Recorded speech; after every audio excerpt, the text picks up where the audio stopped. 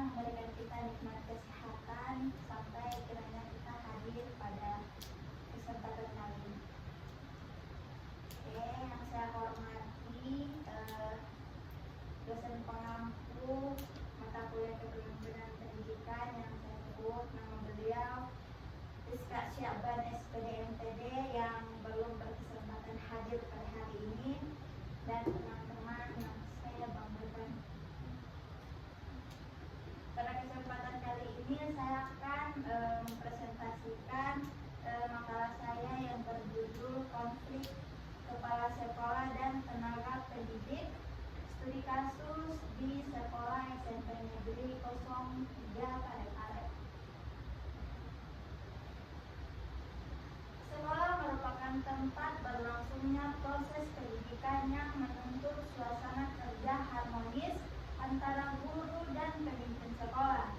Jika hubungan kerja tidak berjalan baik, proses belajar mengajar bisa terganggu. Kasus di SMP Negeri 3 Parepare menjadi salah satu contoh nyata ketika hubungan antara guru dan kepala sekolah tidak lagi kondusif. Dalam kasus ini, sejumlah guru menyatakan ketidaknyamanan terhadap gaya kepemimpinan kepala sekolah yang dianggap terlalu keras, kurang menghargai guru, dan sering berbicara dengan nada tinggi. Kondisi tersebut memicu tekanan emosional bagi guru, sehingga membuat mereka menangis dan membuat petisi agar kepala sekolah dimutasi. Masalah ini berkembang karena guru merasa tidak punya ruang aman untuk melapor. Akumulasi ketidakpuasan yang tidak ditangani sejak awal menyebabkan konflik melebar dan sampai ke media. Kasus ini menunjukkan pentingnya pola kepemimpinan yang sehat, komunikasi yang baik, serta mekanisme pelaporan yang efektif di lingkungan sekolah. Selanjutnya saya akan menjelaskan masalahnya terlebih dahulu. Konflik di SMP Negeri 3 Parepare bermula dari adanya ketegangan yang terus berkembang antara guru dan kepala sekolah. Ketegangan tersebut tidak muncul secara tiba-tiba, tetapi merupakan akumulasi dari berbagai kejadian kecil yang terjadi selama masa kepemimpinan kepala sekolah tersebut. Para guru merasa bahwa gaya kepemimpinan beliau terlalu keras dan tidak mempertimbangkan kenyamanan psikologi para guru. Dalam kasus ini, guru-guru mengaku sering merasa ditegur dengan cara yang tidak pantas, seperti penggunaan nada suara tinggi, intonasi keras, dan pilihan kata yang berkesan merendahkan. Meskipun kepala sekolah mungkin bermaksud menegakkan disiplin, namun cara penyampaiannya meninggalkan kesan intimidatif. Tidak adanya ruang dialog antara pihak guru dan kepala sekolah juga membuat situasi semakin rumit. Nah, guru merasa tidak mempunyai wadah atau kesempatan menyampaikan pendapat, sehingga keluhan hanya bisa dipendam. Akibatnya, tekanan emosional guru semakin besar dan akhirnya memuncak ketika terjadi peristiwa cekcok yang kemudian viral. Petisi yang dibuat guru menunjukkan bahwa hubungan internal sekolah sudah berada pada titik kritis. Ini menandakan bahwa rasa percaya guru terhadap kepala sekolah sudah hilang. Ketika petisi sudah muncul, dapat disimpulkan bahwa komunikasi dalam organisasi sudah benar-benar tidak berjalan sebagaimana semestinya. Yang kedua, saya akan menjelaskan identifikasi masalah. Nah, identifikasi masalah ini bertujuan untuk melihat akar persoalan dari konflik yang ada berdasarkan kasus SMP Negeri 3 Parepare. Masalah yang pertama yaitu gaya kepemimpinan kepala sekolah yang keras dan tidak humanis. Guru-guru mengeluhkan cara kepala sekolah menyampaikan instruksi atau teguran. Teguran yang disampaikan dengan nada tinggi membuat guru merasa tidak dihargai sebagai tenaga profesional. Sikap seperti ini menggambarkan kepemimpinan yang lebih menekankan kekuasaan daripada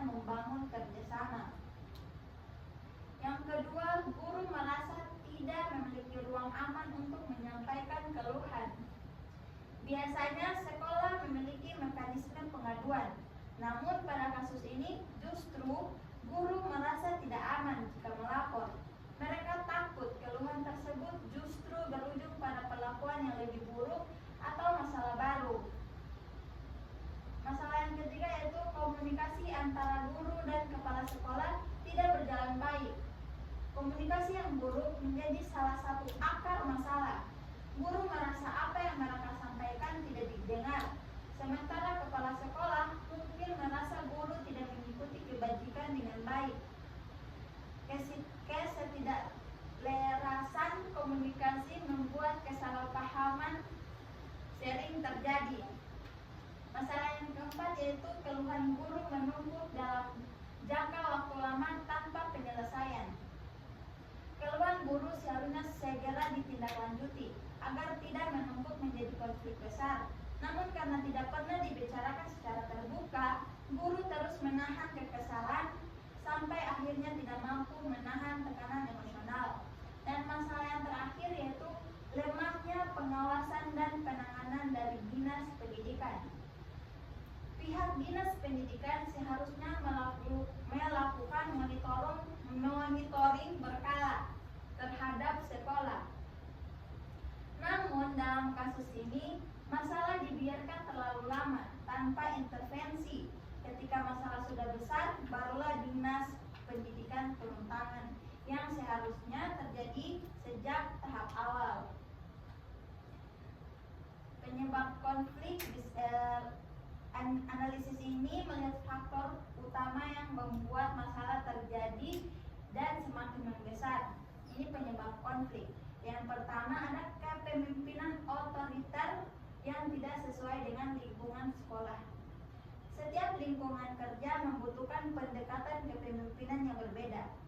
Di sekolah, pemimpin seharusnya dapat menjadi pembimbing, bukan hanya pemberi perintah. Ketika kepala sekolah terlalu keras dan kurang empati, guru merasa tidak dihargai dan tidak diperhatikan. Hal ini menurunkan rasa aman pekerja secara emosional. Nah, penyebab konflik yang kedua yaitu kemampuan komunikasi kepala sekolah yang kurang baik, tidak adanya mediasi dan dialog rutin, akumulasi stres dan beban emosional guru, serta kurangnya respon cepat dari dinas. Nah, dampak yang akan terjadi di lingkungan sekolah seperti dalam masalah ini yang pertama yaitu suasana belajar mengajar terganggu. Guru yang sedang mengalami tekanan emosional akan sulit mengajar dengan fokus. Hal ini tentu berdampak langsung pada siswa yang membutuhkan kenyamanan proses belajar. Yang kedua, produktivitas dan kinerja guru menurun. Ketidaknyamanan kerja membuat motivasi guru menurun.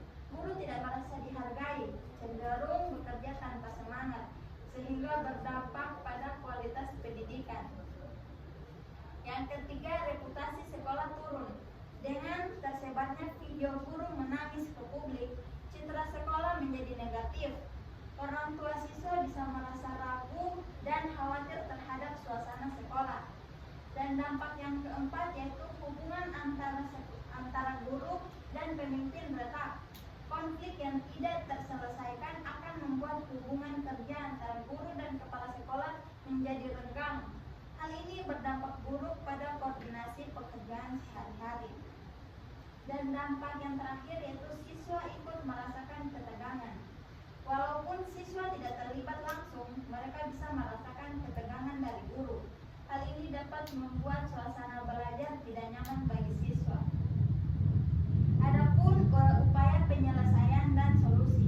Solusi yang pertama bisa melakukan mediasi resmi oleh pihak dinas pendidikan atau pelatihan kepemimpinan bagi kepala sekolah, membuat jalur pengaduan yang aman dan jelas, pendampingan psikologi bagi guru, evaluasi rutin dari dinas pendidikan, dan rotasi atau mutasi kepala sekolah.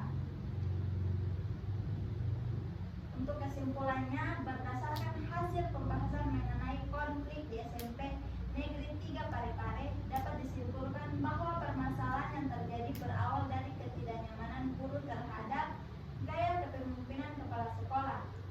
Kepala sekolah dinilai terlalu keras, kurang menghargai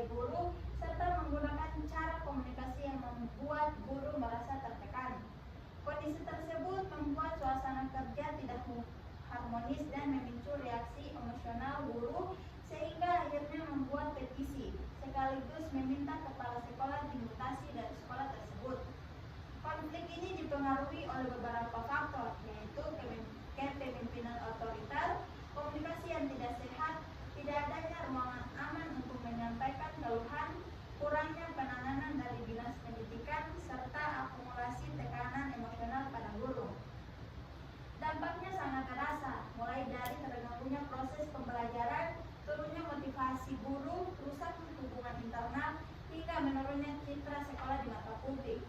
Secara keseluruhan, kasus ini menunjukkan pentingnya pola kepemimpinan yang humanis, komunikasi dua arah, serta mekanisme pengaduan yang jelas di lingkungan sekolah. Tanpa tiga hal ini, suasana sekolah mudah terganggu dan konflik dapat berpotensi membesar lagi. Adapun saran yang bisa saya berikan, yang pertama, kepala sekolah perlu memperbaiki gaya kepemimpinan, terutama dalam hal komunikasi yang lebih santun, terbuka, dan menghargai guru sebagai rekan kerja profesional.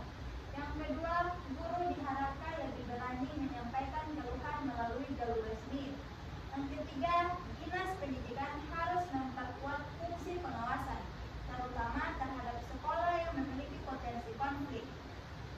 Yang keempat, sekolah perlu membuat mekanisme pengaduan yang aman, seperti forum diskusi bulanan, kotak aspirasi, atau tim mediasi internal agar guru dapat menyampaikan pendapat tanpa takut mendapatkan konsekuensi negatif. Yang kelima, pendampingan psikologi perlu diberikan kepada guru.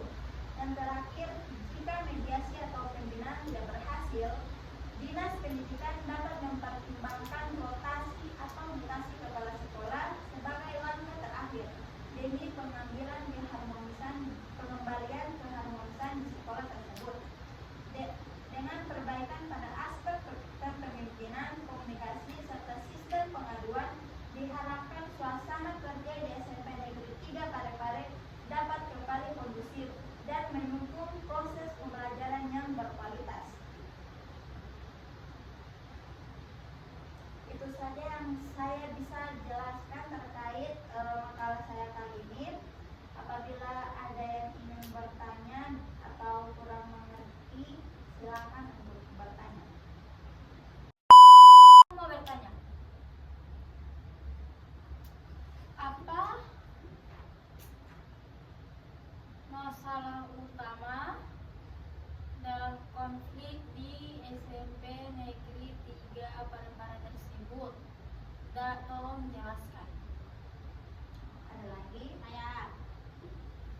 Strategi apa yang paling realistis diterapkan sekolah untuk memperbaiki komunikasi?